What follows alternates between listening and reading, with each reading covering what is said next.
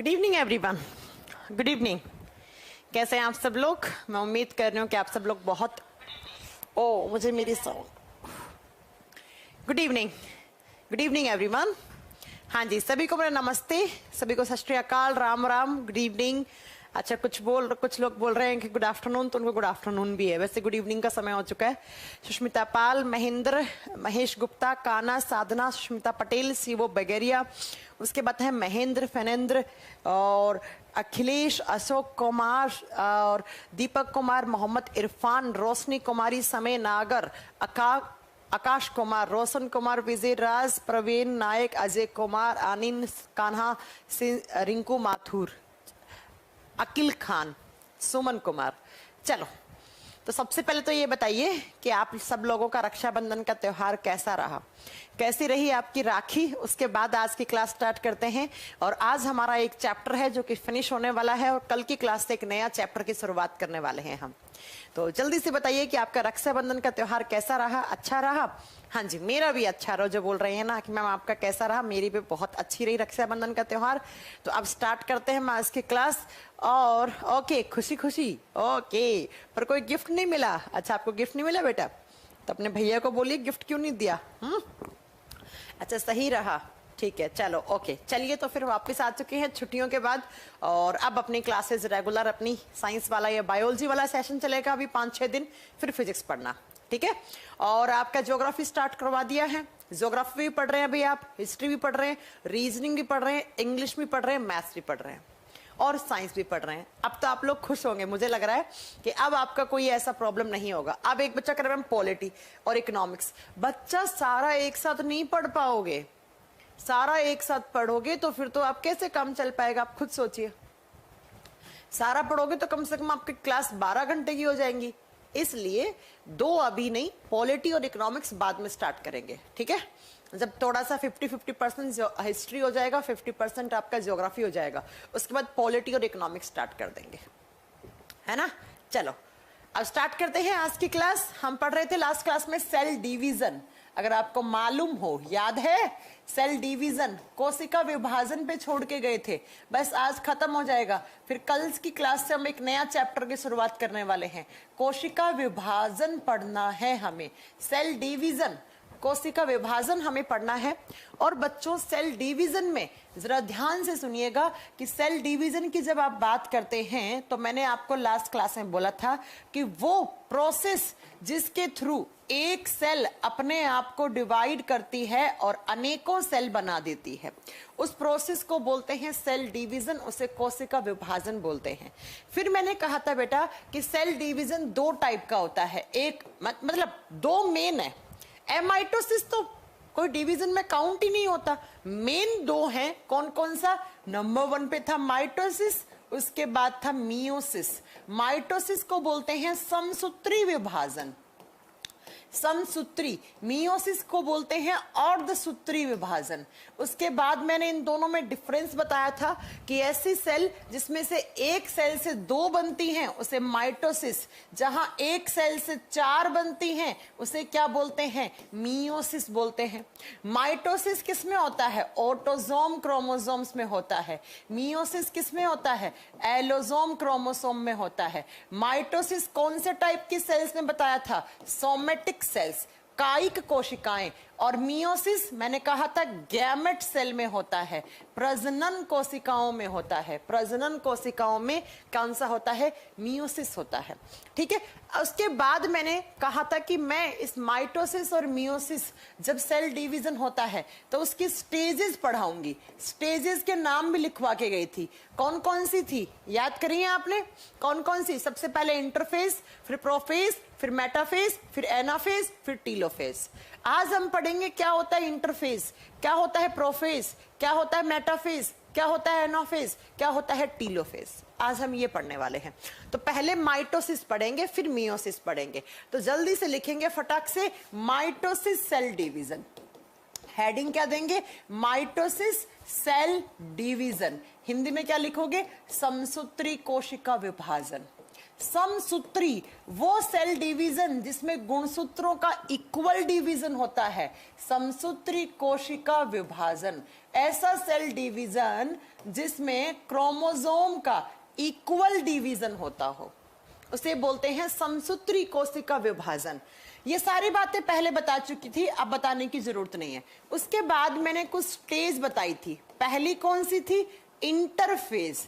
Interphase को अलग लिखो, इंटरफेज मैंने यहां लिखी है, बाकी की बी सी डी ये सारी यहां लिखो। इंटरफेज के बाद कौन सी बताई थी? प्रोफेज। कौन सी बताई थी बेटा कि कौन सी स्टेज आती है? प्रोफेज आती है। अब हिंदी में सेम नाम है, इसे प्रोफेज ही कहा जाएगा। उसके बाद सी पर बताया था मैंने मेटाफेज। मेटाफेज हिंदी में सेम नाम है, मेटाफेज लिख दो। उसके बाद नेक्स्ट आता है बच्चों डी पर, या आप 1 2 3 4 ऐसे करके लिख लेना, कोई मतलब आप जैसे भी लिख सकते हो वैसे लिख लेना, बिल्कुल हो जाएगा। अगर 69 मार्क्स आ रहे हैं आपके CBT 1 में, बेंगलोर जोन से है, बेंगलोर में मतलब बच्चों ने एग्जाम बहुत कम दिया है, जैसा मेरे पास इंफॉर्मेशन है, आप CBT 2 की तैयारी कर सकते हैं, ठीक है। आप प्लीज कमेंट मत करो, मैं कमेंट नहीं देखने वाली हूँ किसी का भी, सिर्फ पढ़ाने आई हूँ मैं। हाय हेलो हो गया, किसी का डाउट होगा लास्ट में 10 मिनट में डाउट लेंगे, ठीक है। Prophase, metaphase, anaphase. एनाफेज यहां से क्वेश्चन आते हैं, 8-10 क्वेश्चन बनेंगे एग्जाम के लिए, सारे करवा दूंगी। ई पर बताया था टीलोफेज। टीलोफेज तो बच्चों ये हो गई ही आपकी, क्या आप बताओगे बेटा, ये आपकी सारी की सारी स्टेज। अब बात ये है, मैंने इसको अलग क्यों रखा, इनको अलग क्यों रखा, मैंने इसको अलग क्यों रखा, इनको अलग क्यों रखा। आप मेरी बात को जरा ध्यान से सुनना। देखो इंटरफेज में क्या होता है, इंटरफेज में एक सेल है वो अपने आप को डिवाइड करने के लिए तैयार करती है, अपने आप को डिवाइड करने के लिए तैयारी करती है। यहां पर सेल प्रिपरेशन करती है, किसकी?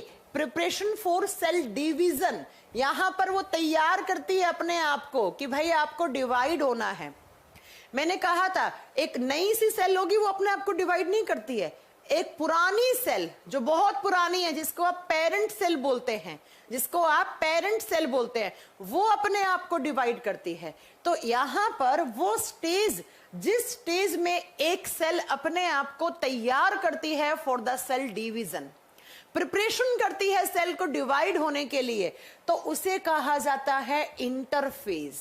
पहला क्वेश्चन एग्जाम का, पहला क्वेश्चन एग्जाम का क्या आएगा कि वो कौन सी अवस्था है, वो कौन सी स्टेज है जिसमें कोई भी सेल अपने आप को सेल डिवीजन के लिए तैयार करती है, अपने आप को, अपने आप की प्रिपरेशन करती है कि भैया हमें डिवाइड होना है, हमारे अंदर सेल डिवीजन का प्रोसेस होने वाला है। उस स्टेज को कहा जाता है इंटरफेज। उसे क्या कहा जाता है? इंटरफेज कहा जाता है। तो इस स्टेज में सेल अपने आप को तैयार करती है सेल डिवीजन के लिए। बाकी की ये जो 4 लिखी है ना, इनमें एक्चुअल डिवीजन होता है। एक्चुअल डिवीजन का मतलब समझ गए? मतलब यहां पर सेल डिवीजन होगा, यहां पर कोशिका विभाजन होगा। ये सिर्फ तैयार, एक सेल को तैयार करने वाली स्टेज है। और इन चारों को जहां पर सेल डिवीजन होता है, इन सबको एक साथ मिलाकर कहा जाता है एम फेज, एम अवस्था। अब कुछ बच्चे बोलते हैं कि मैम एग्जाम में क्वेश्चन आया था कि कौन कौन सी स्टेजेस में सेल डिवीजन होता है। अब वहां पर एक ऑप्शन गलत होगा, गलत वाला इंटरफेज होगा। इंटरफेज में सेल डिवाइड नहीं होती है, एक सेल बस अपने आप को प्रिपेयर करती है कि भैया हमें डिवाइड होना है। ठीक है, तो याद रखिएगा कि इंटरफेज वो है जहां पर सेल अपने आप को प्रिपरेशन करती है कि हमें डिवाइड होना है, और बाकी की प्रोफेज, मेटाफेज, एनाफेज, टीलोफेज, इनमें एक्चुअल डिवीजन होता है। वास्तविक कोशिका विभाजन यहां देखने को मिलता है, और इन सबको एक साथ मिलाकर एम फेज कहा जाता है, और इसे कहा जाता है इंटरफेज। अब बच्चों में एक बात बताऊं, एक सेल को डिवाइड होने में टोटल 24 घंटे लगते हैं। टोटल 24 घंटे लगते हैं एक सेल को डिवाइड होने में, मालूम है आपको? 24 में से 23 घंटे जो हैं वो एक सेल इंटरफेज में ही ले लेगी। 23 घंटे सेल इंटरफेज में ले लेगी। अपने आप को प्रिपेयर करने में ले लेगी, और बाकी का 1 घंटा जो है ना, उसमें ये सारी स्टेज हो जाती है, उसमें ये सारी स्टेज हो जाती है। अब इसे हम सेल डिवीजन में काउंट नहीं करेंगे, यहां पर प्रिपरेशन हुई है। एक्चुअली एग्जाम में क्वेश्चन आता है कि सेल डिवीजन की सबसे लंबी स्टेज कौन सी होती है, तो तुम में से कुछ उल्लू हैं, मैम ने 23 घंटे बताया था, इंटरफेस करके आ जाएगा। नहीं, इसमें सेल डिवीजन नहीं हो रहा है, इसमें सेल तैयार हो रही है। जैसे मान लो मेरे को आप बोल दो कि ये पेड़ है आपके सामने, मैम आपको पेड़ काटना है, तो 23 घंटे मैं अपनी कुलाड़ी का जो नोब होता है उसे बहुत किनारा, उसको बहुत छीलूंगी, उसे बहुत शार्प कर लूंगी मैं, और 1 घंटे में उस पेड़ को काट दूंगी, तो मेरी तैयारी अच्छी है। जैसे आप एग्जाम देने जाते हो, 6 महीने पढ़ते हो एग्जाम सेंटर में, तो 1 घंटे एग्जाम दे के आते हो ना, तो 6 महीने आपने तैयारी की और 1 दिन आपका एक्चुअल आपकी प्रिपरेशन जानने का है। तो यहां पर याद रखिएगा, इंटरफेस में डिवीजन नहीं होता है, यहां पर 23 घंटे एक सेल अपने आप को देती है प्रिपरेशन करने के लिए, और इनमें सिर्फ 1 घंटा लगता है। क्योंकि एग्जाम में क्वेश्चन आता है कौन सी सेल डिवीजन की सबसे लंबी स्टेज है, तो वो होती है प्रोफेज। प्रोफेज में सबसे ज्यादा समय लगता है। अब आप सोचोगे कि मैम आपने तो बताया था 23 घंटे इसे लगते हैं, भैया सेल डिवीजन नहीं हो रहा इधर। प्रोफेज सबसे लंबी सेल डिवीजन की स्टेज मानी जाती है, आंसर यही करके आना। प्रोफेज में सबसे ज्यादा समय लगता है, और जो लास्ट वाली, अच्छा आपने लिखने भूल गए ना डी नंबर पे, साइटोकाइनेसिस, ये तो लिखना ही भूल गए, साइटोकाइनेसिस, इसके अंदर सबसे कम समय लगता है। साइटोकाइनेसिस में सबसे कम समय लगता है, तो सबसे ज्यादा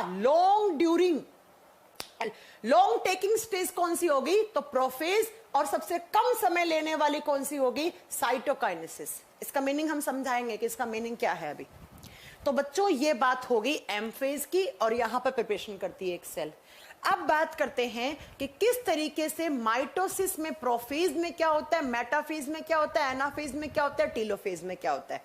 सबसे पहला लिखोगे आप 1 नंबर लगा के, इंटरफेज में और कुछ नहीं लिखना है, बस सबसे पहला लिखोगे आप प्रोफेज। प्रोफेज में क्या होता है, प्रोफेज जब स्टेज स्टार्ट होता है सेल डिवीजन का, तो उसमें क्या होता है बच्चों, इस तरीके से एक सेल है, ये एक सेल है मान लो, इस सेल का ये क्या है, इसका न्यूक्लियस है। आप जानते हैं सेल के बीचों बीच क्या होता है, न्यूक्लियस होता है, बता चुकी हूं, केंद्रक होता है, और केंद्रक के चारों तरफ क्या कौन सी मेम्ब्रेन लगी हुई होती है, न्यूक्लियर मेम्ब्रेन। ऐसे इसके चारों तरफ क्या लगी हुई है, न्यूक्लियर मेम्ब्रेन लगी हुई है, केंद्रक झिल्ली लगी हुई है। ये सारी बातें पढ़ा चुकी हूं पिछली क्लासेस में, आपको याद होनी चाहिए आप कि सेल के सेंटर में न्यूक्लियस, और न्यूक्लियस की चारों तरफ जो मेम्ब्रेन लगी हुई होती है उसको न्यूक्लियर मेम्ब्रेन बोलते हैं। और इस न्यूक्लियस के अंदर मैंने बताया था डीएनए होते हैं, और डीएनए और हिस्टोन प्रोटीन जुड़ते हैं तो ऐसे थ्रेड लाइक स्ट्रक्चर्स बनती हैं, और इन थ्रेड लाइक स्ट्रक्चर्स को हम क्या नाम देते हैं, क्रोमोसोम्स नाम देते हैं। इन्हें क्या नाम देते हैं, क्रोमोसोम्स, गुणसूत्र। और ये भी बता चुकी हूं जब एक सेल डिवाइड होती है तो उसके क्रोमोसोम भी डिवाइड होते हैं, जब एक सेल डिवाइड होती है तो क्रोमोसोम भी डिवाइड होते हैं, इसके गुणसूत्रों का भी विभाजन होता है। अब बच्चों प्रोफेज स्टेज में क्या होता है, सबसे पहले सुनो, इस स्टेज में न्यूक्लियस के चारों तरफ जो मेम्ब्रेन है ये झिल्ली गायब होने लग जाती है। न्यूक्लियस को स्ट्रेंथ दे रही है ये न्यूक्लियर मेम्ब्रेन। अगर न्यूक्लियस के चारों तरफ न्यूक्लियर मेम्ब्रेन होगा, ये सेल है, जब ये सेल ऐसे अपने आप को डिवाइड करेगी यहां से, तो ऑब्वियस सी बात है इसका न्यूक्लियस भी डिवाइड होगा, और न्यूक्लियस को डिवाइड नहीं होने देगी न्यूक्लियर मेम्ब्रेन, क्योंकि इसके चारों तरफ एनवलप लगा है, पढ़ाया था मैंने, केंद्रक के चारों तरफ जो एनवलप है, जो उसका आवरण है, वो न्यूक्लियर मेम्ब्रेन है। तो सबसे पहले अगर इस सेल को डिवाइड करना है, इसका न्यूक्लियस डिवाइड करना है, इसके क्रोमोसोम को डिवाइड करना है, तो सबसे पहले भाई साहब इसका एनवलप उठा के फेंक दो। तो सबसे पहले प्रोफेज स्टेज में क्या होता है, ये जो न्यूक्लियर मेम्ब्रेन है ये टूटने लग जाती है। टूटने लग जाती है और टूट कर थोड़ी देर के बाद क्या होगा आप बताओगे बेटा? ऐसे इस न्यूक्लियस के चारों तरफ की मेम्ब्रेन क्या हो जाएगी? गायब हो जाएगी। इस स्टेज को कहा जाता है लेट प्रोफेज। लेट प्रोफेज का मतलब है, मैंने कहा ना, प्रोफेज सबसे लंबी अवस्था मानी जाती है, सबसे ज्यादा टाइम लेती है प्रोफेज स्टेज। तो कुछ देर के बाद जब प्रोफेज स्टेज स्टार्ट हो जाएगी एक सेल के अंदर, तो धीरे धीरे ये न्यूक्लियर मेम्ब्रेन टूटने लगेगी। और लेट प्रोफेज स्टेज वो होती है जहां पर किसी भी सेल के अंदर न्यूक्लियस है, न्यूक्लियस के चारों तरफ की मेम्ब्रेन गायब हो गई है। अगर मैंने आपको एक सेल दिया और उसको माइक्रोस्कोप पे रखा और अगर आपको उस सेल के न्यूक्लियस के चारों तरफ मेम्ब्रेन नहीं दिखी, हमारी सेल की बात हो रही है, प्रोकैरियोटिक की नहीं हो रही है, तो आप समझ जाओगे भैया इसमें क्या हो रहा है, इसमें तो सेल डिवीजन हो रहा है, इसका तो प्रोफेज स्टार्ट हो चुका है। ठीक है, जैसे इस इमेज में देखना, मैं आपको एक इमेज दिखाती हूं बच्चों, मैं आपको एक इमेज दिखाती हूं, ये देखो, ये रही आपकी प्रोफेज, ये रही आपकी प्रोफेज। देखो इंटरफेज में तैयारी करती है, इंटरफेज पहला स्टेज, इसमें कोई भी सेल है वो अपने आप को तैयार करती है सेल डिवाइड होने के लिए। और इस प्रोफेज में क्या होता है, तो बच्चों आप बताओगे इस प्रोफेज स्टेज के अंदर सबसे पहले ऐसे न्यूक्लियस है, इस न्यूक्लियस के अंदर ये क्रोमोसोम पड़े हैं। अब इस न्यूक्लियस के अंदर ये जो न्यूक्लियस की चारों तरफ ऐसे मेम्ब्रेन होती है, ये मेम्ब्रेन गायब होना शुरू हो जाती है। और फिर जब इन लेट प्रोफेज में आप ऐसा देखोगे कि इसके चारों तरफ की मेम्ब्रेन जो है वो गायब हो चुकी होती है। वो क्या हो चुकी होती है? गायब हो चुकी होती है। ठीक है, तो सबसे पहला आप तो ऐसे समझो, डायग्राम वायग्राम लास्ट में समझना, पहले आपको जो मैं बोर्ड बनाकर समझा रही हूं बस इसे समझो कि प्रोफेज में क्या क्या पॉइंट लिख दोगे कि it is long lasting stage, इसमें सबसे ज्यादा समय लगता है, सबसे ज्यादा समय लेने वाली है, ये सबसे ज्यादा समय लगता है। दूसरा, इसके अंदर क्या होता है, तो इस स्टेज में प्यारे बच्चों क्या होता है कि न्यूक्लियर मेम्ब्रेन डिसअपियर हो जाती है। न्यूक्लियर मेम्ब्रेन इज डिसअपियर, कहने का मतलब है कि जो केंद्रक के चारों तरफ जो केंद्रक झिल्ली है वो क्या हो जाएगी? गायब हो जाएगी। तभी तो एक सेल का न्यूक्लियस डिवाइड कर पाएगा, तभी तो एक सेल का न्यूक्लियस डिवाइड कर पाएगा। और जैसे ही इसके चारों तरफ की मेम्ब्रेन गायब होगी तो बच्चों अगला दूसरा स्टेज स्टार्ट होगा। दूसरा स्टेज क्या स्टार्ट होगा, तो प्रोफेज के बाद आता है मेटाफेज, प्रोफेज के बाद आता है मेटाफेज। मेटाफेज स्टार्ट होगा और मेटाफेज में क्या होगा, मेटाफेज में कुछ ऐसा होगा कि ये सेल है, इस सेल के सेंटर में न्यूक्लियस और ये इसके क्रोमोसोम। मान लो इस सेल के अंदर 4 क्रोमोसोम है। 4 का मतलब कितने जोड़ी हो गए, आप क्या बताओगे? 4 का मतलब हो गया 2 पेयर, 2 पेयर हो गया। अब इस मेटाफेज में क्या होगा, क्रोमोसोम्स हमेशा पेयर में होते हैं। ये बात मैं पहले ही बता चुकी हूं कि क्रोमोसोम्स हमेशा जोड़ियों में होते हैं। अब आपको अगर बहुत अच्छे से समझना है, आप इसको थोड़ा सा ऐसे बना लो, इनको पास पास में बनाओ, पहला जोड़ी दूसरा जोड़ी, ऐसे एक पेयर दूसरा पेयर, 2 जोड़ी क्रोमोसोम है, ये दोनों है ऐसे लगे हुए। अब इस मेटाफेज में क्या होगा, जब ये सेल डिवाइड करेगी तो क्रोमोसोम भी तो डिवाइड होंगे ना।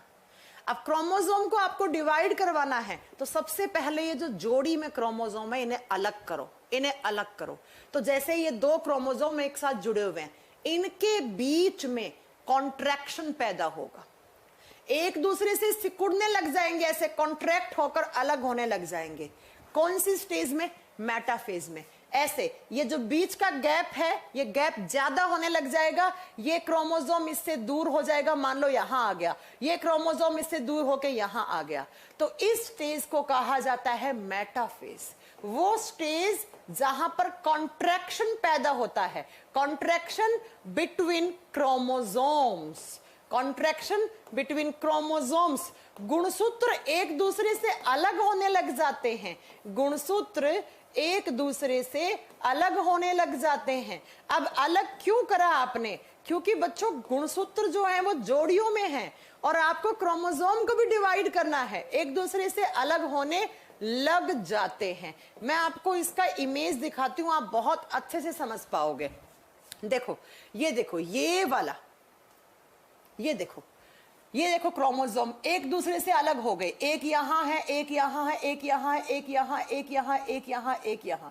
ऐसे कॉन्ट्रैक्शन पैदा होगा क्रोमोसोम में। जो जोड़ियों में थे वो क्या हो जाएगा, ऐसे अलग अलग अलग एक दूसरे से अलग अलग होने लग जाएंगे। ठीक है, तो वो स्टेज जिसमें क्रोमोसोम के बीच में कॉन्ट्रैक्शन पैदा होता है, उस स्टेज को कहा जाता है मेटाफेज। उस स्टेज को कहा जाता है मेटाफेज। सेल ने तैयारी की अपने आप को सेल डिवीजन होने के लिए, तब क्या बताओगे, इंटरफेज। प्रोफेज में क्या हुआ, प्रोफेज में न्यूक्लियर मेम्ब्रेन गायब हुई ताकि एक सेल का जो क्रोमोसोम है उसमें भी डिवीजन हो, सेल के न्यूक्लियस में भी डिवीजन हो। फिर मेटाफेज में जो क्रोमोसोम्स पेयर में होते हैं उनके बीच में कॉन्ट्रैक्शन पैदा होता है, एक दूसरे से अलग होने लग जाते हैं। मैंने आपको एक चीज बताई थी, अगर आपको याद होगा तो, सेंट्रोजोम याद है, सेंट्रोजोम तारक केंद्र बताया था, जहां पर तारक काय, जहां पर दो तारक केंद्र जुड़े हुए होते हैं, तारक काय बताया था। देखो कैसे, अगला लिखो, अगला स्टेज लिखो पहले, अभी ये सेंट्रोजोम की बात बताते हैं आपको। 3 नंबर पे आएगा बच्चों, मेटाफेज के बाद आता है anaphase. Anaphase, anaphase. Next stage में क्या होगा, अगले स्टेज में क्रोमोसोम बिल्कुल एक दूसरे से अलग हो चुके होंगे। क्रोमोसोम ऐसे, एक क्रोमोसोम यहां, एक क्रोमोसोम यहां, एक क्रोमोसोम यहां, एक क्रोमोसोम यहां। क्रोमोसोम एक दूसरे से अलग हो चुके हैं, बिल्कुल इनके बीच का गैप ज्यादा हो चुका है। ये जोड़ी क्रोमोसोम यहां पहुंच गए, यहां पहुंच गए, अलग अलग पोल बन गए हैं बच्चों, अलग अलग ध्रुव बन गए हैं। एक क्रोमोसोम का पेयर इस पोल पे है, एक क्रोमोसोम का पेयर इस पोल पे है, और इन दोनों क्रोमोसोम के बीच का जो गैप है वो बढ़ गया है, क्योंकि मेटाफेज चली गई है। मेटाफेज में कॉन्ट्रैक्शन होता है, कॉन्ट्रैक्शन हुआ, क्रोमोसोम एक दूसरे से अलग होने लग गए। 2 क्रोमोसोम इस पोल पे चले गए, 2 क्रोमोसोम इस पोल पे चले गए। तो एग्जाम में क्वेश्चन आता है वो कौन सी स्टेज है जिसमें क्रोमोसोम पोल्स पे चले जाते हैं, ध्रुव पे चले जाते हैं।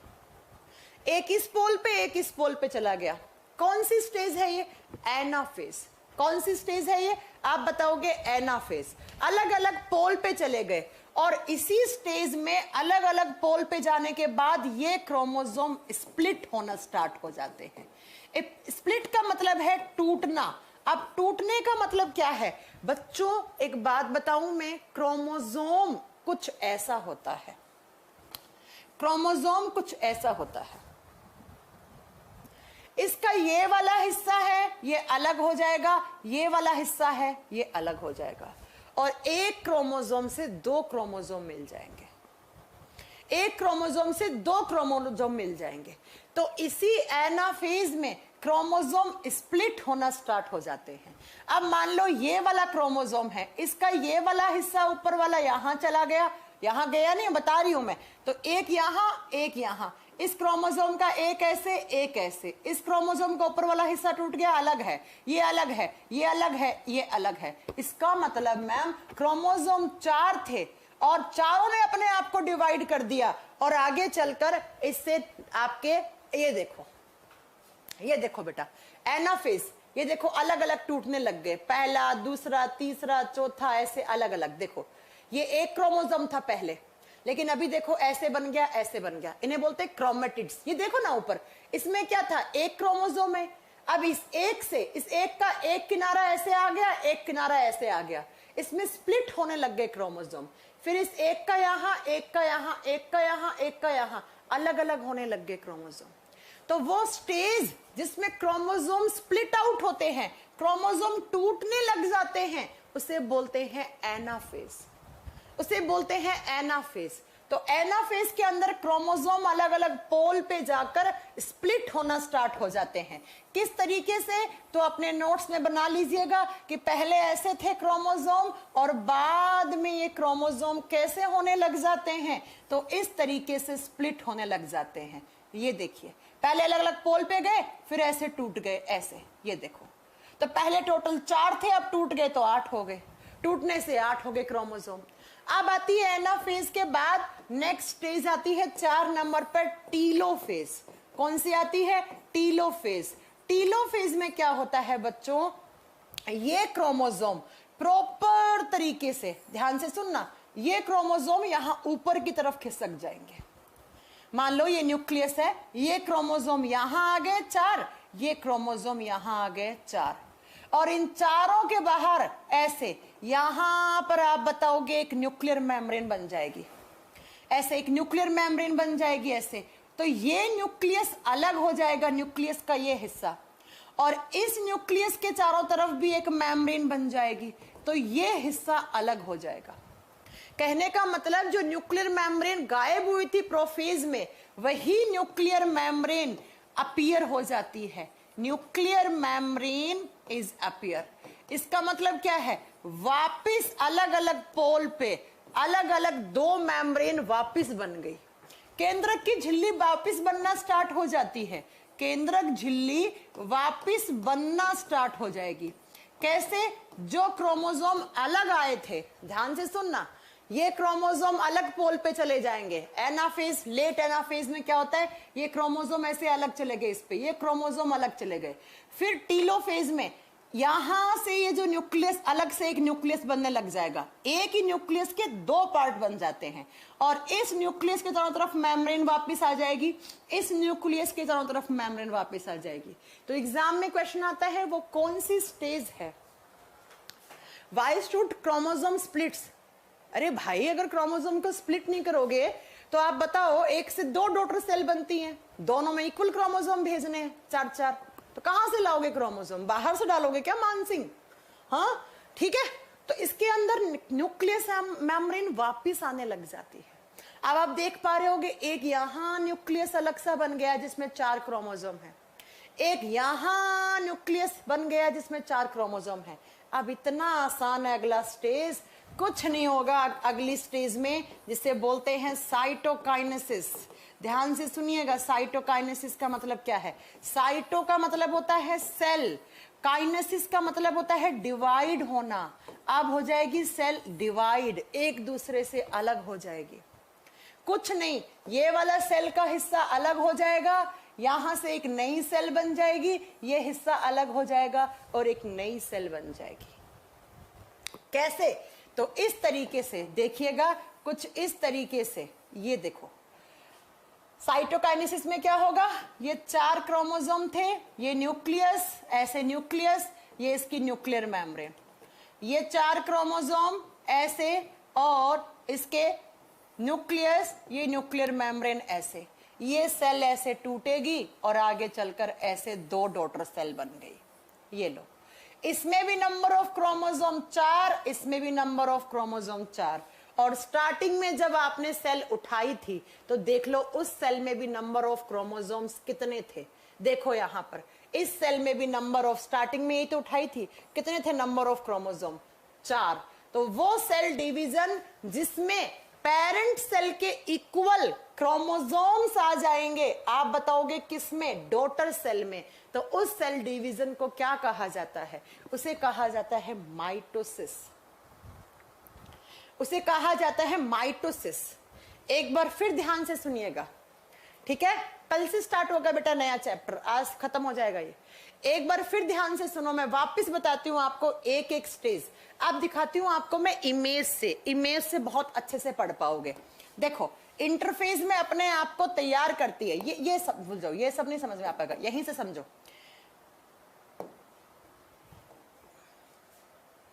आप तो लिखे हुए से समझो, वहां से तो आप सारा कंफ्यूज हो जाओगे। अरे यार, कहां चला गया? मैंने भेज दिया क्या उसे? चलो कोई नहीं, मैं एक बार वापस से बना के दिखाती हूँ, ध्यान से सुनना। मैं आपको डायग्राम बनानी हूं, आप डायग्राम से समझ जाना। सबसे पहला मैंने बनाया न्यूक्लियस। इस न्यूक्लियस के अंदर थे ऐसे 4 क्रोमोसोम, 1 2 3 4, मतलब 2 जोड़ी क्रोमोसोम्स। क्रोमोसोम्स हमेशा पेयर में होते हैं, ये पहला पेयर, ये दूसरा पेयर। तो सबसे पहले इस न्यूक्लियस के चारों तरफ होती है मेम्ब्रेन। अगर ये मेम्ब्रेन गायब हो गई ऐसे, तो बताओ ये कौन सी स्टेज है? जहां पर न्यूक्लियस मेम्ब्रेन गायब हो जाती है तो उसे क्या बोलते हैं? प्रोफेज।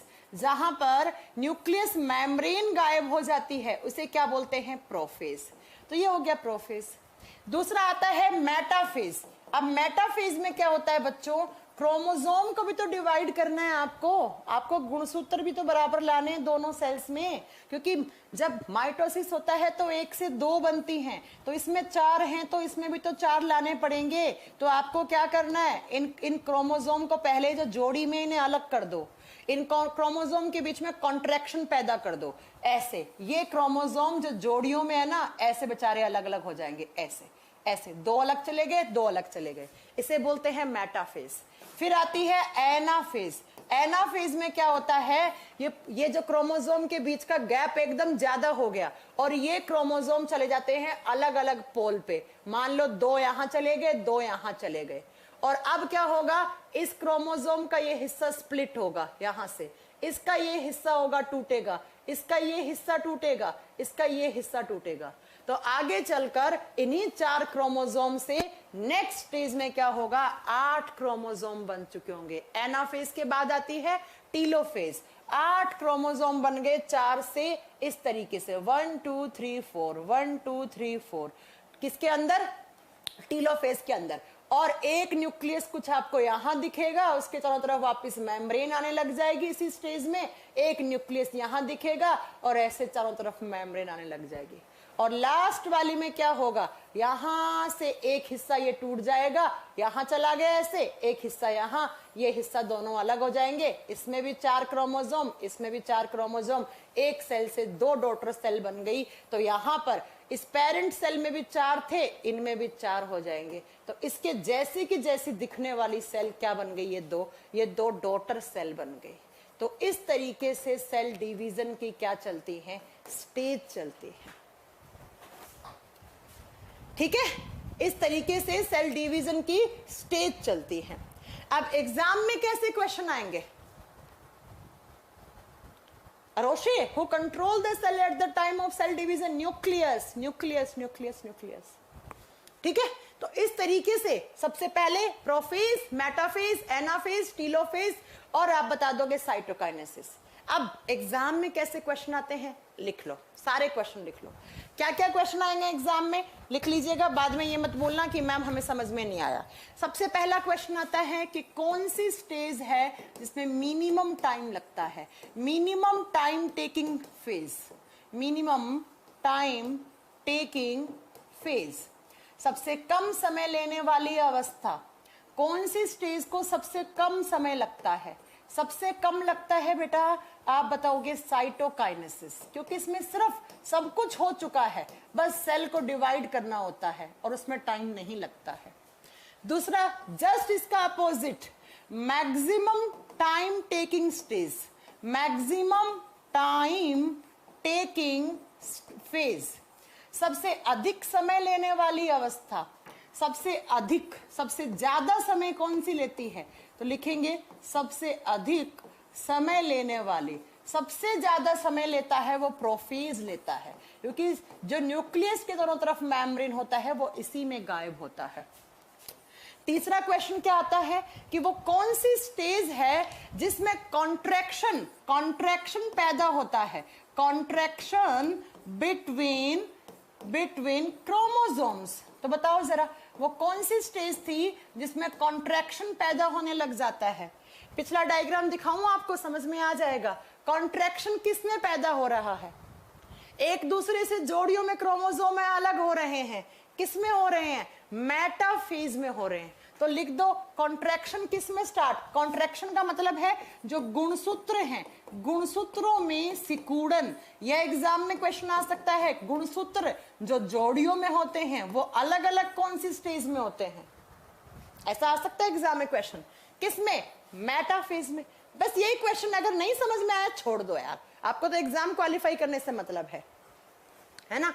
नेक्स्ट, सबके आंसर सही आ रहे हैं। अगला ये बताओ कि क्रोमोसोम अलग अलग पोल पे चले गए, क्रोमोसोम पोल पे चले गए, तो पोल पे कौन सी स्टेज में जाते हैं? एक तो पोल पे चले गए और पोल पे जाकर वो क्या हो गए? स्प्लिट हो गए। स्प्लिट का मतलब है अपने ही एक हिस्से को तोड़कर अलग कर दिया। स्प्लिट का मतलब यहां पर एक क्रोमोसोम टूट गए। कौन सी स्टेज में टूटे? थोड़ी देर पहले ही तो बताया, क्लास में याद करवा दूंगी इसके सारे क्वेश्चन, खोल के नहीं देखने कभी भी इसके बाद। हाँ जी बताओ, क्रोमोसोम अलग अलग पोल पे चले गए थे और वो स्प्लिट हो गए। कौन सी स्टेज में? जल्दी बताओ। एनाफेज में। याद हो रहा है ना क्लास में? ये इसके अलावा कोई क्वेश्चन नहीं आएगा एग्जाम में आप लोगों के। फिर आता है वो कौन सी स्टेज है जिसमें क्रोमोसोम स्प्लिट होने के बाद उन क्रोमोसोम के चारों तरफ क्या आने लग जाएगी? Nuclear membrane is appear. Nuclear membrane is appear again. Nuclear membrane is appear again. वापिस आने लग जाती है क्या? न्यूक्लियर मेम्ब्रेन मतलब केंद्र की झिल्ली वापिस आ गई है। जरा बताओ, केंद्र की झिल्ली कब वापिस आ जाती है? किस स्टेज में आती है? टीलोफेज में आ जाती है। केंद्रक की झिल्ली वापस कब आती है? टीलोफेज में आ जाती है।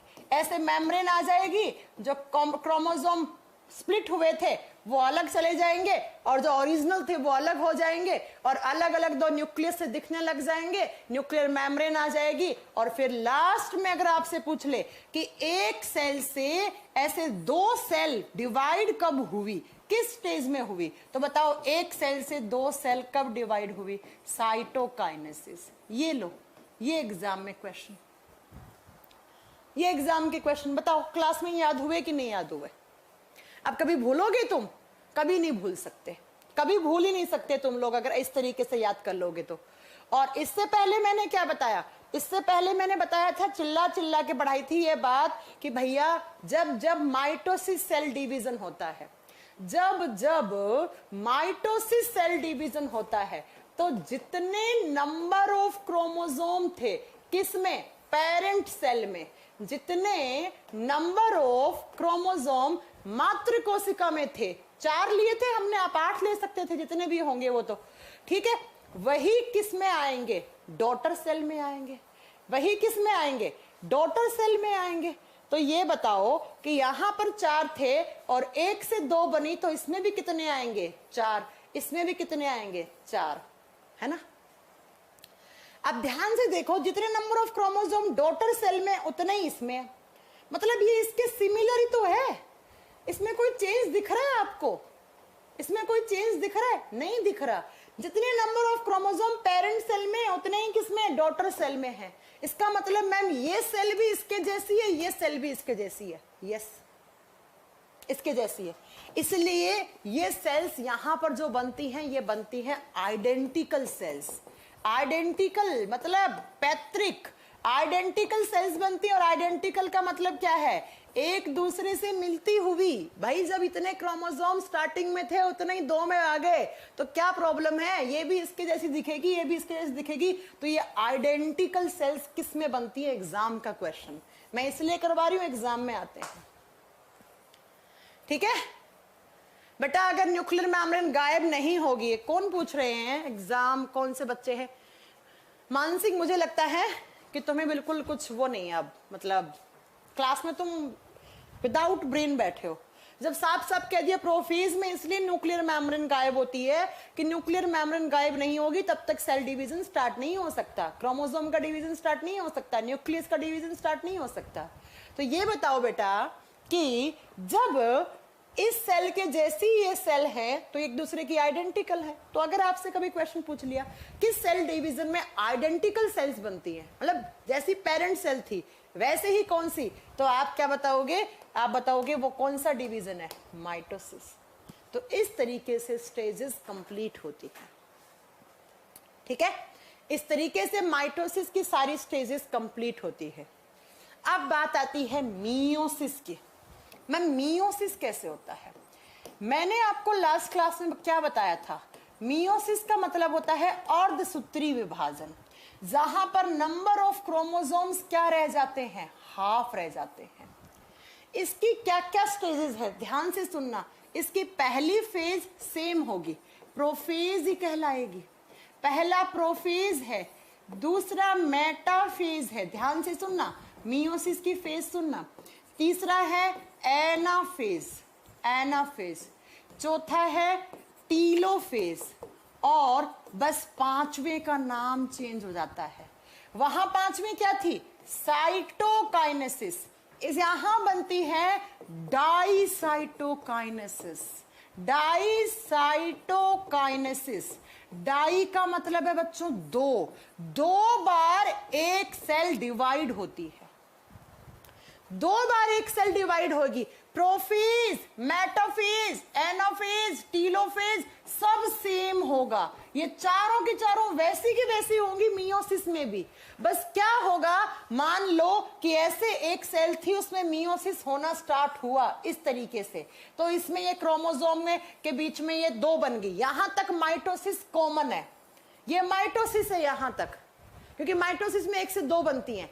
लेकिन अब क्या होगा, ये जो दो डॉटर सेल बनी हैं ये वापस डिवाइड करेंगी, फिर से एक बार सारी स्टेज आएंगी। ये जब पहली बार ये स्टेज होंगी तो इसे बोलेंगे प्रोफेज 1, इसे बोलेंगे प्रोफेज मेटाफेज 1, इसे बोलेंगे एनाफेज 1, इसे बोलेंगे टीलोफेज 1।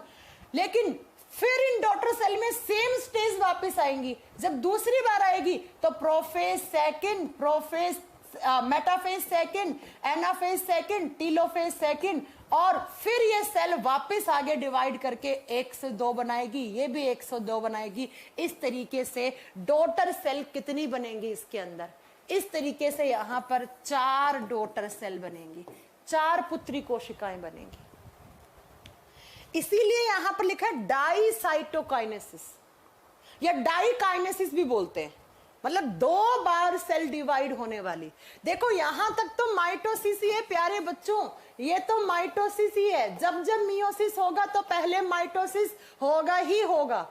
माइटोसिस हुआ तो इन सारी फेज, जब माइटोसिस होता है तो इन फेज को 1 नाम दे दिया जाता है, प्रोफेज 1, मेटाफेज 1, उसके बाद एनाफेज 1, टीलोफेज 1। तो यहां तक तो माइटोसिस है।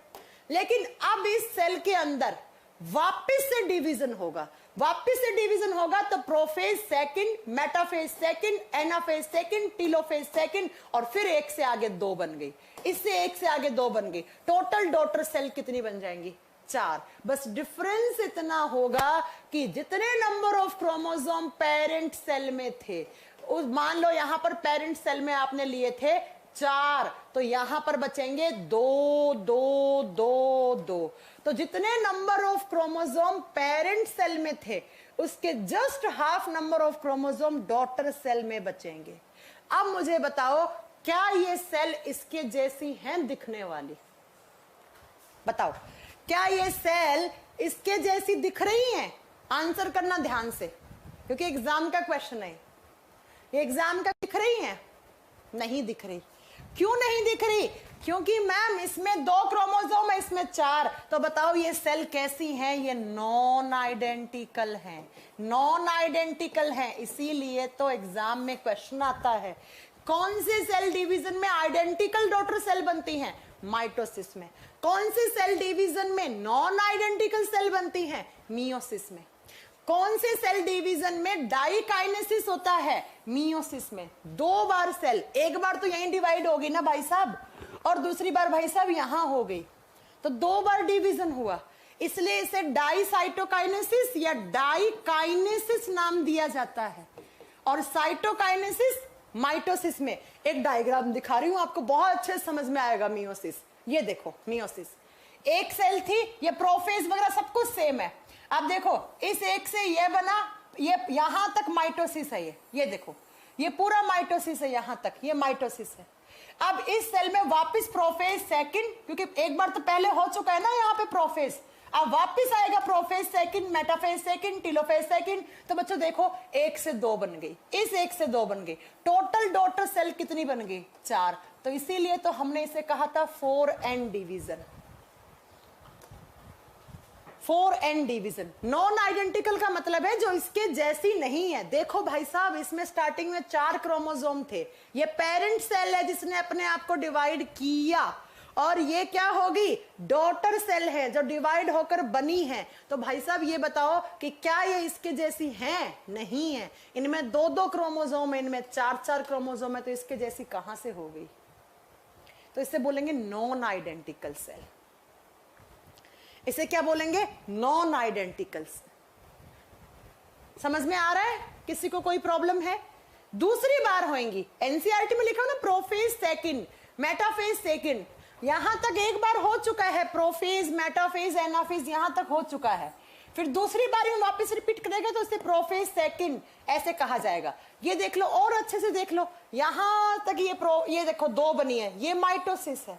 फिर वापस इस सेल में फिर से प्रोफेज, मेटाफेज, एनाफेज सब कुछ हुआ, फिर इसमें हुआ, तो ये देखो आगे चलकर यहां 4 बन गई। ये लो, कितना आसान है।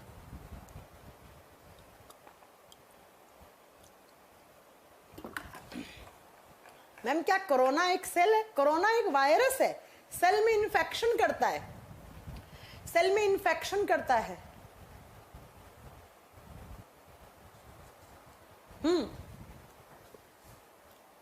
अब बताओ किसी को कोई यहां तक इश्यू है इस सेल डिवीजन में? बस यही सेल डिवीजन है, क्वेश्चन ऐसे ही आएंगे।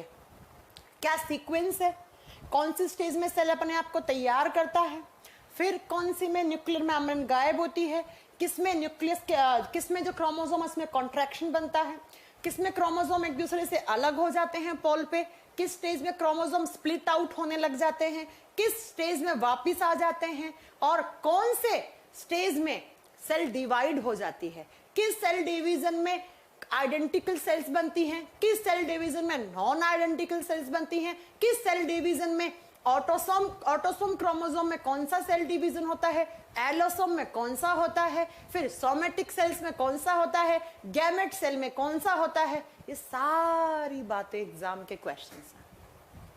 एक क्वेश्चन जो बचा लास्ट फाइनली वो ये था, एक बच्चे ने मुझसे पूछा भी था कि जब कहीं घाव पड़ता है, जब कहीं पर भी आपको वाउंड हील करवाना है आपके हाथ वगैरह पे, वैसे इसका आंसर आप खुद दे सकते थे।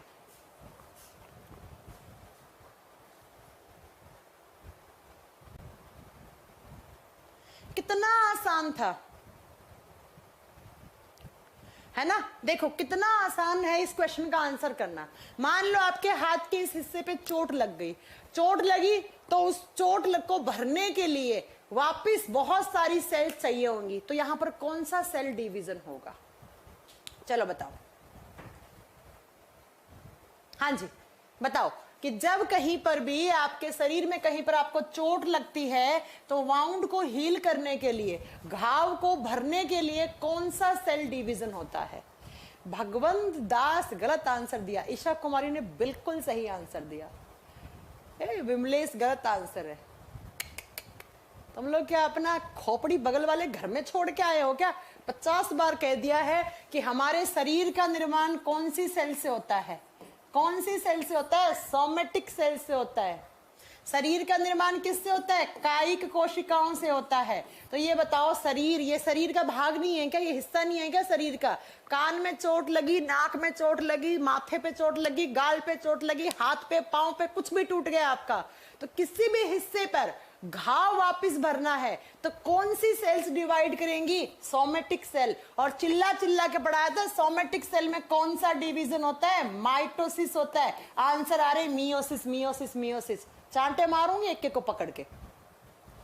मियोसिस किस में होता है? स्पर्म्स और ओवा में होता है। स्पर्म्स और ओवा में होता है मियोसिस। चिल्ला चिल्ला के पढ़ाया था कि स्पर्म्स में कितने नंबर ऑफ स्पर्म्स एंड ओवा? हैप्लोइड सेल्स होती हैं, हैप्लोइड सेल्स होते हैं। अच्छा ये नहीं बताया था ना, थोड़ा सा ये रुको बताती हूँ।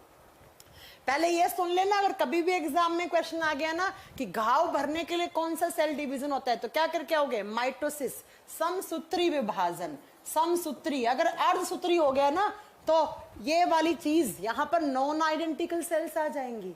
यहां पर हाथ तुम्हारा था, घाव तुम्हारा भरना था, तुम्हारा हाथ हाथी के जैसा हाथ हो जाएगा क्योंकि नॉन आइडेंटिकल सेल्स बन जाएंगी इस हिस्से की। भाई साहब जैसी चोट लगने से पहले हाथ था वैसा ही तो वापस भरना है इसे, तो ऑब्वियस ही बात है आइडेंटिकल सेल्स चाहिए आपको। और आइडेंटिकल सेल्स कौन से सेल डिवीजन में बनती हैं? माइटोसिस। अभी तो बताया था, मियोसिस, मियोसिस आंसर आ रहे हैं तुम लोगों को। तो घाव जब भी बढ़ता है, कहीं पर भी चोट लगती है तो उसको भरने के लिए हमेशा समसूत्री विभाजन होता है। लेकिन मैंने आपको एक चीज नहीं बताई तो सुन लेना, एग्जाम में क्वेश्चन आता है, जो स्पर्म्स होते हैं, शुक्राणु और जो ओवा अंडाणु होते हैं, ये क्या होते हैं बेटा, हैप्लोइड होते हैं। कभी सुना आपने इस टर्म को, हैप्लोइड सेल्स बोलते हैं इनको। कभी कभी एग्जाम में क्वेश्चन आएगा, ऐसे 4 ऑप्शन होंगे और बोलेगा कि इनमें से कौन सी एक सेल हैप्लोइड सेल है। हैप्लोइड का मतलब होता है एक गुणित सेल, एक गुणित सेल, कोशिका, एक गुणित कोशिका लिख लो। एक होता है डिप्लॉइड, एक होता है डिप्लॉइड सेल, और डिप्लॉइड सेल का मतलब होता है द्विगुणित, द्विगुणित सेल, कोशिका। हैप्लॉइड सेल्स क्या होते हैं, मैंने आपको कहा था हमारे बॉडी में टोटल नंबर ऑफ क्रोमोसोम्स कितने होते हैं, 23 पेयर्स होते हैं। लेकिन जो स्पर्म्स हैं, इन स्पर्म्स के पास ओनली 23 हैं, 23 है। जोड़ी नहीं लिखूंगी मैं, ये टोटल 23 क्रोमोसोम है। और ऐसे ही ओवा के पास टोटल 23 क्रोमोसोम है। जब नंबर में 23 क्रोमोसोम हो जिस सेल के पास, उसे हैप्लोइड सेल, एक गुणित सेल कहा जाता है। और ऐसी सेल जिसके अंदर 23 जोड़े क्रोमोसोम्स हैं, 23 जोड़ी का मतलब टोटल कितने हो गए, 46, उसे डिप्लॉइड सेल्स कहा जाता है। तो स्पर्म्स और ओवा 23 इसमें 23 इसमें, और जब ये जुड़ेंगे तो इनके जुड़ने से जो जाइगोट बनेगा, क्या बनेगा, जाइगोट। तो इसमें 23 यहां से 23 यहां से आए तो टोटल कितने हो गए, 46। तो जाइगोट एक डिप्लॉइड सेल होता है, जबकि स्पर्म्स और ओवा एक हैप्लॉइड सेल होता है। हैप्लॉइड का मतलब इसमें नंबर में 23 हो क्रोमोसोम, इसमें नंबर में 23 है, वो होता है हैप्लॉइड सेल। जिसमें 23 जोड़ी हैं उसे डिप्लॉइड सेल्स कहा जाता है। ये फर्टिलाइजेशन के समय काम आती हैं। ये कब है, 23-23, जब फर्टिलाइजेशन होता है, जब रिप्रोडक्शन होता है, तब ये चीजें समझाई जाती हैं। हालांकि मैं चीजें आपको रिप्रोडक्टिव सिस्टम में वापस पढ़ाऊंगी। अगर नहीं याद है, अभी के लिए इतनी बात याद कर लो कि मान लो किसी को मैं रिप्रोडक्टिव सिस्टम करवाऊं, इससे पहले आपका कोई एग्जाम आ गया, तो आप बस इतना याद कर लेना कि भाई साहब एग्जाम में कोई क्वेश्चन देख लिया अपन ने, स्पर्म्स और ओवा कैसी सेल है, तो हमें टिक करना है किस पे, हैप्लॉइड सेल पे। हैप्लॉइड सेल का मतलब है एक गुणी कोशिका, एक गुणित, जिसमें जितने नंबर ऑफ कितने, 23 जोड़ी मत लिख देना। और अगर आपसे पूछ ले कि जाइगोट कैसी सेल है, जाइगोट को बोलते हैं युग्मनज, युग्मनज कैसी सेल है, तब आप बताओगे डिप्लॉइड। और डिप्लॉइड का मतलब क्या हो गया, इसमें 23 जोड़ी है, 23 पेयर्स क्रोमोसोम है। ये सब मैं रिप्रोडक्टिव सिस्टम में वापस पढ़ाऊंगी तो बहुत अच्छे से समझ में आएगा। जब मैं आपको रिप्रोडक्टिव सिस्टम करवाऊंगी तो बहुत अच्छे से समझ में आएंगी ये चीजें। फिलहाल इतना लिख के छोड़ दो। तो इस तरीके से आपका यहां पर सेल डिवीजन और साइटोल सफलता बैच की वैलिडिटी बढ़वा दी है मैंने, ठीक है। शुभांशी कह रही है मैम बाल और नाखून काटने पर दर्द क्यों नहीं होता। बेटा बाल यहां से तोड़ोगे तो दर्द होगा, ये बाल की जड़ है, ये आपके बालों में ये लिविंग टिश्यू होते हैं यहाँ पर। लेकिन ये जो नाखून का ये आगे वाला हिस्सा होते हैं, यहाँ पर डेड सेल्स, डेड टिश्यूज होते हैं। और डेड टिश्यूज कनेक्टेड नहीं होते, इनमें क्या नहीं होते हैं, वस्कुलर टिश्यू नहीं होते हैं। यहाँ पे ब्लड वगैरह नहीं है इस हिस्से में, इसलिए आपको दर्द नहीं है। यहाँ पे नर्व नहीं है, तो नर्व नहीं है तो ब्रेन तक सिग्नल नहीं जाता है, सिग्नल नहीं जाता तो ब्रेन रिस्पॉन्स नहीं करता है, इसलिए आपको दर्द महसूस नहीं होता इस हिस्से को काटना। लेकिन कभी किसी दिन साक्षी थोड़ा सा आगे की तरफ काटना, यहाँ पर इस हिस्से में सिर्फ ये जो बाहर वाला पार्ट है ना नाखून का, इसमें वस्कुलर टिश्यूज नहीं होते, इसमें ब्लड और नर्व नहीं होती, इसलिए आपको क्या महसूस नहीं होता, दर्द महसूस नहीं होता। लेकिन इसके जस्ट नीचे वाले हिस्से को काटना, कभी समझ में आ जाएगा आपको कहानी, क्योंकि वहां पर ब्लड भी है, नर्व भी है, तो खून भी निकलेगा और नर्व आपके ब्रेन तक सिग्नल लेकर जाएंगे और आपको महसूस करवाएंगे इस हिस्से में दर्द हो रहा है। ठीक है साक्षी, ऐसे ही बाल का ये हिस्सा मैंने तोड़ दिया यहाँ से एक बाल का, मुझे कोई दर्द नहीं हुआ, क्योंकि इस हिस्से में डेड सेल्स हैं, इसमें ना ब्लड की सप्लाई है ना नर्व है। लेकिन अगर मैं बाल यहाँ से तोड़ूंगी ना, ये हिस्सा स्कल्प के अंदर धंसा हुआ है, इसमें लिविंग टिश्यूज हैं, खून भी निकलेगा अगर ज्यादा जोर से तोड़ दिया तो। ठीक है बेटा, तो जिसने बोला है मैंने उसको आंसर दे दिया इस चीज का।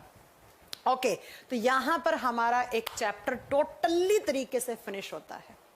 अब भाई साहब आप पर है विराट, ये यहां नहीं होते हैं, ये आपको प्लांट वाले चैप्टर में पढ़ाई जाएंगे। ठीक है विराट, विराट यादव, ये आपको प्लांट वाले सेल डिवीजन में पढ़ाई जाएंगी। ठीक है, ये आपको समझ में आ गई मेरी बात यहां तक। अब हम कल से एक नया चैप्टर स्टार्ट करने वाले हैं, ठीक है। कल से हम एक नए चैप्टर की शुरुआत करेंगे, देखते हैं क्या पढ़ेंगे। लेकिन एज यूजुअल मैंने प्रॉमिस किया था कुछ स्टडी लिखवा के जाऊंगी 5। अच्छा ये बताओ, जो पिछली स्टडी लिखवा के गई हूं क्या आपने याद की है? एक कह रहे तो कैसे ग्रोथ करते हैं? बाल के यहां से ग्रोथ थोड़ी करते हैं, बाल यहां से ग्रोथ करते हैं उल्लू। नाखून यहां से ग्रोथ थोड़ी करते हैं, नाखून यहां से ग्रोथ करते हैं। जिस हिस्से में वस्कुलर टिश्यूज होते हैं वहां से ग्रोथ होती है नाखून की। ये थोड़ी है नाखून की ऊपर से ग्रोथ होती है, ये थोड़ी है कि बाल की ग्रोथ यहां से होती है। अरे नहीं उल्लू, बाल की ग्रोथ यहां से होती है, यहां से उल्लू, ठीक है। अजीब हो यार, है ठीक है। स्टडी याद की है पिछली आपने? हाँ जी, स्टडी याद की है आपने? नहीं की तो भाई साहब आप कुछ नहीं कर सकते, लेकिन कर लेते तो अच्छा रहता। चलो लिखते हैं, आइए किस किस की स्टडी लिखे। सबसे पहले लिखो जॉइंट्स के बारे में स्टडी करना। जॉइंट्स को हिंदी बोलते हैं संधियां, जॉइंट्स। जैसे ये वाला जॉइंट, जैसे ये वाला जॉइंट, जैसे ये वाला जॉइंट, इनके बारे में स्टडी करना आर्थ्रोलॉजी, आर्थ्रोलॉजी कहलाता है, ठीक है। अगला लिखोगे आप मसल्स के बारे में स्टडी करना। मसल्स का मतलब होता है मांसपेशी। लिखवा दिए तो बता देना, कोई रिपीट हो जाए तो। मांसपेशियों के बारे में स्टडी करना। आप बताओगे बेटा मायोलॉजी बनता है, मायोलॉजी। अगला खून के बारे में, ब्लड के बारे में स्टडी करना। खून के बारे में स्टडी करना हेमाटोलॉजी, हेमाटोलॉजी। एक होता है to study about endocrine system, ये पूछा हुआ है एनडीए में, बहुत आसान है हालांकि। एंडोक्राइन सिस्टम के बारे में स्टडी करना। अंतःस्रावी तंत्र के बारे में अध्ययन करना, अंतःस्रावी तंत्र के बारे में अध्ययन करना। तब आप बताओगे उसे बोलते हैं एंडोक्राइनोलॉजी, एंडोक्राइनोलॉजी। ये पूछे हुआ है इसलिए, बहुत आसान है, वैसे तो कर सकते थे आप, है ना। और एक और लिख लो लास्ट, लास्ट एक जो बहुत रिपीट होती है, इंसेक्ट्स के बारे में स्टडी करना। इंसेक्ट्स का मतलब होता है कीड़े मकोड़े या कीट, कीटों के बारे में अध्ययन करना, एंटोमोलॉजी, एंटोमोलॉजी। ये लीजिए, यह 5 की स्टडी, ये याद कर लीजिएगा, ठीक है। ये 5 आप याद कर लीजिएगा, ठीक है। अच्छा मसल्स लिखा दिया था, ठीक है। तो अगर मसल्स लिखवा दी थी तो एक और लिख लो इसके अलावा। अगर मसल्स लिखवा दी थी तो लिखो एल्गीज के बारे में स्टडी करना। एल्गी होते हैं शैवाल। भाई मसल्स की रिपीट हो गई, एक बच्चे ने बोला है तो इसको कट कर देना, ठीक है। एल्गी के बारे में स्टडी करना होता है बेटा आपका फाइकोलॉजी, फाइकोलॉजी।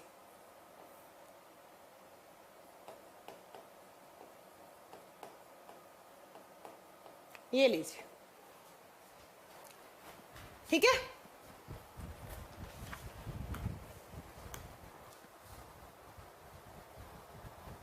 ईशा आपका आंसर एक ही है, साइटोकाइनेसिस।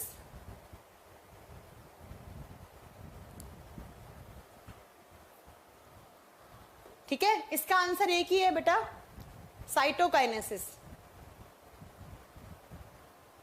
पूजा मैं ये आपको जब जेनेटिक्स करवाऊंगी तब आपको पढ़ाऊंगी क्रॉसिंग ओवर क्या होता है। इसे बोलते हैं जीन विनिमय, क्रॉसिंग ओवर, एलील, ये सब जेनेटिक्स के टर्म्स हैं, अभी नहीं समझ में आ पाएंगे आपको।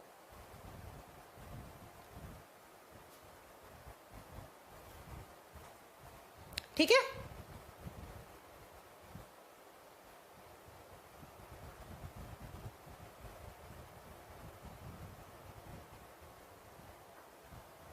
नेक्स्ट चैप्टर कौन सा होगा वो कल बात करेंगे।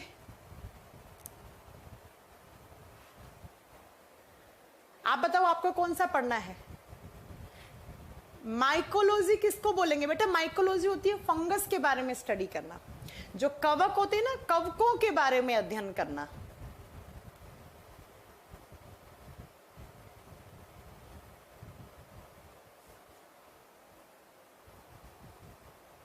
अब किसी को कोई डाउट होता आप पूछ सकते हो।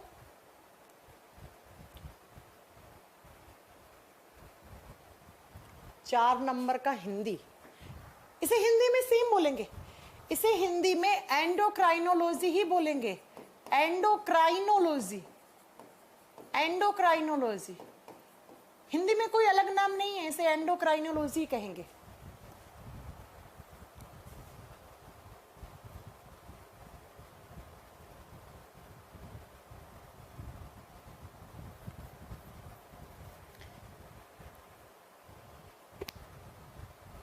चलो अच्छा ब्रेन करवा दूं, ठीक है, देखते हैं।